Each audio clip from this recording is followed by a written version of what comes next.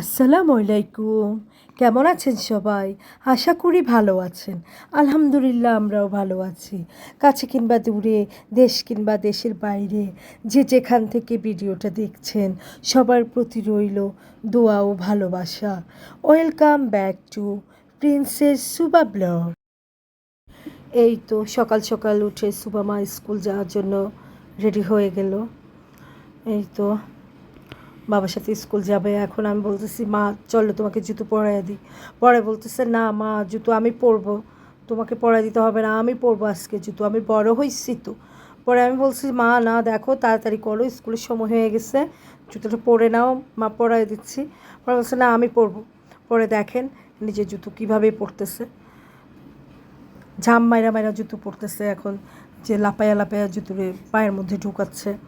পরে আমি বলতেছি, মা দেখো, মা পড়ায় দিই, তুমি পারতেছো না, দেখো দেরি হচ্ছে, বাবা যাওয়ার জন্য ডাকতেছে।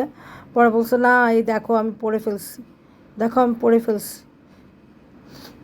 পরে এই তো জুতো পরার জন্য শহীদ হয়ে যাচ্ছে, খুব যুদ্ধ চলতেছে জুতো পরতে, জুতো পরার জন্য খুব যুদ্ধ চালাইতেছে। এই তো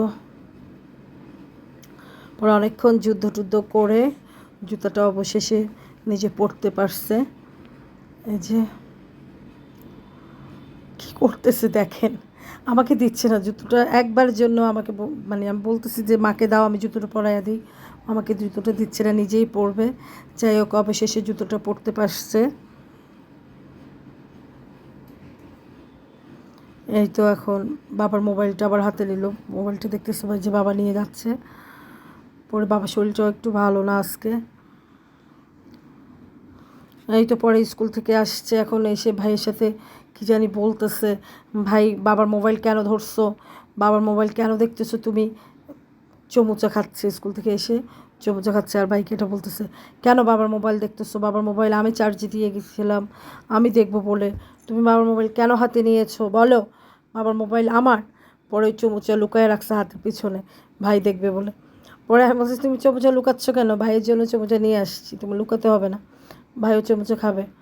পরে এই তো আমার বাবাও খেয়ে দিয়ে নাস্তা খেয়ে রেডি হয়ে নিল স্কুল যাওয়ার জন্য।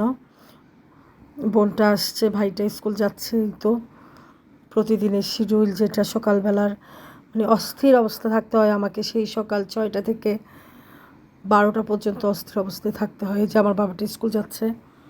পরে এই তো সুবা বোনের টেবিলটা এই দোকান থেকে কিনলাম, বনশ্রী থেকে।